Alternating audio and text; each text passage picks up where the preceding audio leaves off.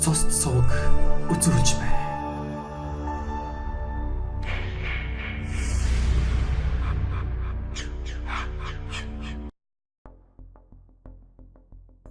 Сүүлийн үед уяачид болон мянгат малчид малын хулгайч нарын дунд адууны рэкет гэдэг шинэ нэр томьёо үүсэт байгаа юм санаж. Үүсгэж хиждээ энэ нь аль 2000 оны ихэнх үеэс малын хулгайч нарын дунд яригдаж бас хэрэгжсээр ирсэн рэкет ажээ. Малын хулгайч нар малчдын адуу малыг зүгээр л туугаад явчихдаг байсан бол сүүлийн үед тэднээс мөнгө нэхэж дарамталдаг болсон юм байх. Үнэн дээр малын хулгайч мянгат малчдын хооронд цагдаад мэдэгдэж барайгүй өчтөчнөө хэрэг учрал тохиодог бөгөөд хэрвээ цагдаад мэдэгдэж гимээ нуухыг нь авах гэд нүдийг нь соглов гихчийн үлгэр болох нь цөөнгүй. Жишээ нь жил бүр улсын наадамд хурдан мориуж хурдлуулан алдар солоо дуудулж явдаг нэгэн компани захирал цагаандаа гарсан хідэн этгээдэд рэкетлүүлээд цагдаа сэргийлэхэд хандлаггүйгээр өөрөө бүхнийг зохицуулаад өнгөрчээ. Учир нь рэкетүүдийн нэгсэн 2 сая төгрөг 2 эдчний адуу түүнд үдийн будаа байж л дээ. Сүхбаатар аймгаас 30 гаруй сая төгрөгөөр худалдаж авсан 2 саяхан хурдан хөлгээ хулгайч нарын гараас 9 минут салгаж авахын тулд түүнд 2 сая төгрөг гаргуунд гаргах үнэндээ юу ч биш байж. Хэрвээ энэ тухай цагдаад мэдэгдэх юм бол хурдан хөлгээ салгаж авсан ч юм байхгүй, хулгайч этгээдийг барьж авсан ч юм байхгүй талаар өнгөрч мэдхээр байж л дээ. Хулгайч этгээдүүд мань компани захирлын 911-т дугаарлуу залгаад хэрхэн рэкетлэснийг сонирхуулъя. Байна. За та сайхан хаурчиж байна. Жилийн наадамд торгон жолоо өргүүлээд таны нэрийг сайн сайхнаар цоллуулад байдаг 2 сайхан хурдан хөлөгчний энэ өвлийг жавхлантай сайхнаар давсан байна шүү. Сая би нэгийг нь барьж авах гэж байгаад тангаруулчихлаа. Мундаг адуу байна. Харамсалтай нь таны 2 сайхан хурдан хөлөгт ир цэрэгийн зарлан дуудах хуудас ирсэн. Эчэнд очихын тодорхой боллоо. Гэхдээ динжин мянган хүчит шонхор зах дээр очлоо зайч байна, лайч байна. Сайнтай нөхөрлөвл сарны гэрэл, муутай нөхөрлөвл могойн хорлол гэдэг үгийг та их биш мэдэх байлгүй. Сайнтай нөхөрлөж байгаа нь тэргээд цагдаатай нөхөрлөвл цаг алдаж хохирол амсгаас өөр ашиг танд гарахгүй. Харин бид нартай сайхан нөхөрлөж гэмээр 2 сайхан хурдан хөлөгч нь таны гар дээр 9 минут очих нягууртай. Сайн л бодоорой доо гэд уцаа тасалжээ. Энэ үгийг сонсоод компани захирал ирийн дотор пал хийгээд явчихж. Тэгээд тэр дээрээ рэкетлэгч нарын утас руу залгаад та наасаа юу ярьчих вэ? Үнэхээр миний хурдан хөлгүүд та нарын гарт орчихсон хэрэг үү гэж амьсгаад хат. Цаанаас нь яг л уран сайхны кинон дээр гардаг баян айлын эрх чаалыг барьцаалсан гэмт тхэдүүд аятай. Худлаа гэвэл та хурдан хөлгийнхээ янцхаахыг сонсох уу? Үйс нь хазаасан мó адгуус чи эзэнтэй мэд хүрэг. Ингээд үнэн ч юм уу худлаа ч юм уу адууны янцхаах тул сонсгож даапалсан байгаа юм. Үүнийг сонсоод компани захирлэр мөн л уран сайхны кинон дээр гардаг шиг. За та нар миний хурдан хөлгээс ганц ширхэг үс дутаасан байгаад үзээрэй гэж айхилжээ. Төдөлгүй майнер дахиад тэдэн рүү уцтаж та нар тэгээд надаас юу хүсэж байгаа юм бэ гэж асуухад цаанаас нь шалихгүй. Тань шиг тарган задахлан хүнд дуулахаас үнэхээр ичиж байна. Ердөө 2 сая төгрөг. Гэхдээ 2 хурдан хөлгийнхээ оронд тарга твэрийг сайтай 2 азсаг өгчих. Ийчэнд хэрэглэхэд хурдан адууны мах жирийн нэг мө азганы махнаас давж гарна гэсэн теорем байхгүй шүү дээ. Бидэнд бол адууны мах л бол адууны мах. Харин танд бол хурдан хөлөг жирийн нэг адгуус хоёрын хооронд асар их ялгаа зааг байгаа байлгүй. За тэгээд тохиролцгоо. Эсвэл хэдүүлээ цагдаа ахтайгаа цуг муур хулган болж тоглох уу гэж басамжилжээ. Компани захирлэр тэдний энэхүү саналыг шууд зөвшөөрсөн байна. Тэгээд мөнгө төгрөг хурдан хөлөг энэ тэрэ хэрхэн авч өгөлцөх, хаана уулзлах газар нутгаа хүртэл яаж тохирсон байгаа юм. Бас болоогүй. Мөнөөх рэкетлэгч нар компани захирлын сэтгэл зүйд дахиад л баахан сургамж зөвлөгөө суулгаж өгчээ. Жишээ нь та бодвол Холливуудын загалмайлсан гэцэг киног үзээл бидтэй. Дон Корлеогийн нэг хүмүүс нэг муу их цантай кино найруулагчийн хайртай морьныхын толгойг тастаад хүнжилт нь хийчихсэн байдаг шүү дээ. За энэ ч яах вэ? Хамгийн аимшигтай нөрсөлдөгч мафийн нь Дон Корлеогийн хамтран зүтгэгчийг алчхаад үүнийхээ тэмдэг болгож өгсөн заагс илгээдэг шүү дээ. Таныг жаахан л буруу хөдөлбөл бид яг л дээрх шиг хурдан хөлгийн чинь махаар сайхан бууз хийгээд танд хүргүүлнэ шүү. Гих зэрэгээр сүрдүүлэх мөртлөө даапаалжээ.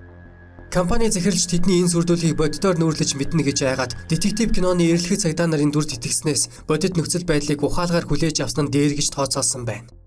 Магадгүй тэдний цагдаа настай нийлээд баримтлах гэсэн биш, насаараа сэтгэл санаагаар хатах зовлон тунах ч юм билүү. Ингээд л тэр 2 сайхан хурдан хөлгээ хулгайч нарын гараас 9 минут салгаж авахын тулд цагдаа энэ тэр бололгүйгээр тэрүүхэн тэндээ нам жимхэн зохицуулчихжээ. Энэ асуудал ч яг ингээд өнгөрдөг байж. Харин адууны рэкетүүдийг цаашид хэрхэвч оодруулж болмооргүй юм шигэ. Рэкетүүд гэдэг чинь даварч шуналдаг хүнлэлийн болсон хойно цаашдаа улам л амтчих болов. Ахиад бөө мөнгө сул олчихъя гэж бодно.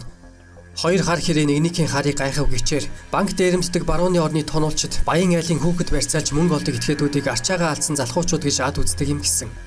Банк дээрэмдэн гэдэг бол амьд сүрсэн аюултай ажил. Харин өөртөөсөө хамаагүй чадал дорой бяцхан хүүхэд барьцаалаад мөнгийг сая саяар натгадаг этгээдүүд бол ёстой л арчаагаа алдсан залхуучууд гэдэг нь үнэн байж мэдэх юм. Сүүлийн жилүүдэд Оросын улбооны улсын Москва, Санкт-Петербург мэтийн томоохон хотууд иймэрхүү залхуучуудаар дүүрсэн гэх бөгөөд харин цөөхөн хүн амтай бас хүний мэс чанараа арайч хөлдөөрөө дэвсчээгүй байгаа манай улсад энэ мэтийн босромог үйлдэл боожиж чадахгүй инкубатор дотор амьсгал хураагаад байгаа нь сайн хэрэг. Харин үүний оронд хурдан морь барьцаалдаг адууны рекетүүд гараад ирсэн бололтой. Гэхдээ тэд бас тарган цатгалан уяачдыг ууртай догшин уйхан зөөлхнөөр нь ялгаж салгадаг юм байхаа.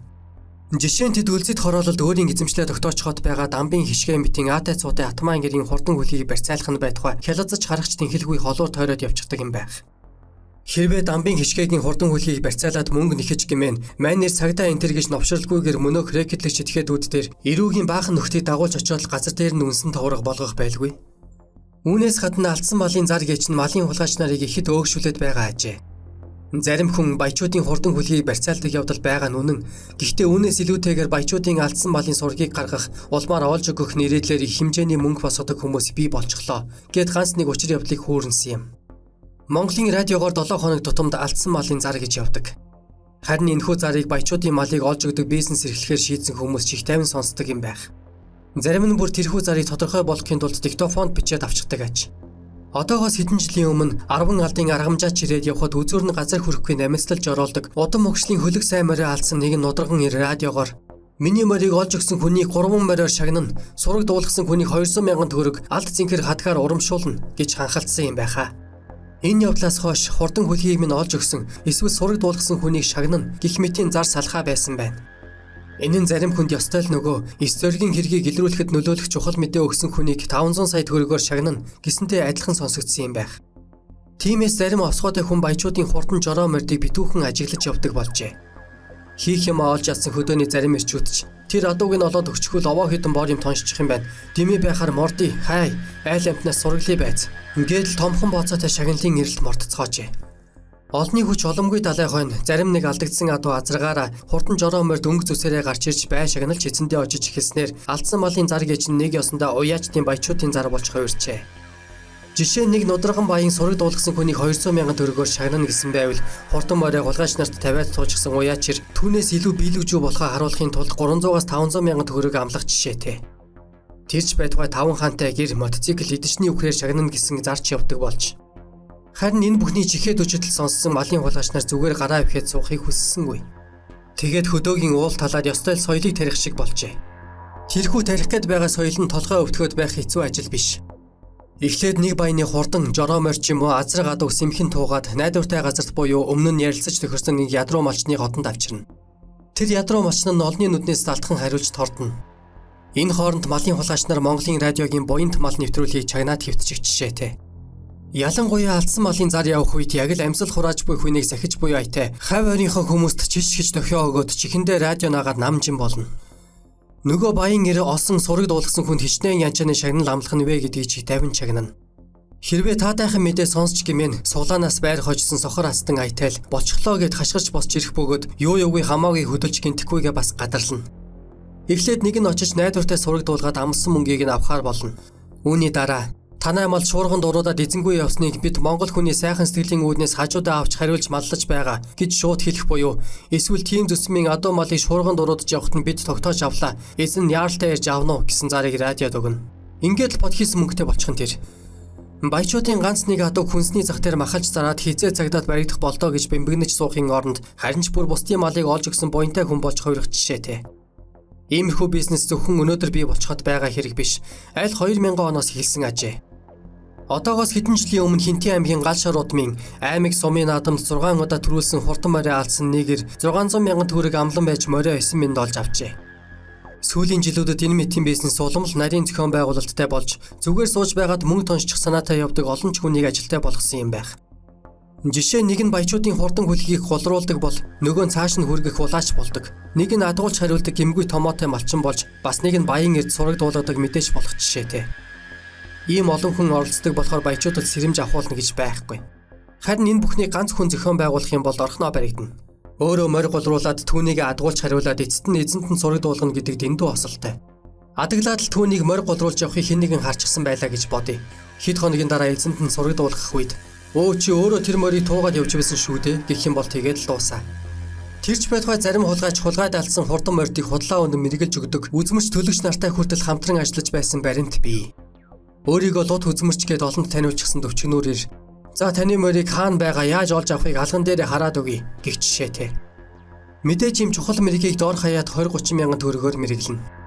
Тиймээс адууны рекетүүдийг цаашид давруулахгүй тулд мянгат малчид баячууд нудраганчууд маань малд нүдтэй ажиг чичээнгүй сайн малчдыг хөслөн авч алдсан малын зар гээч рүү шогшихгүй байх нь зүйтэй.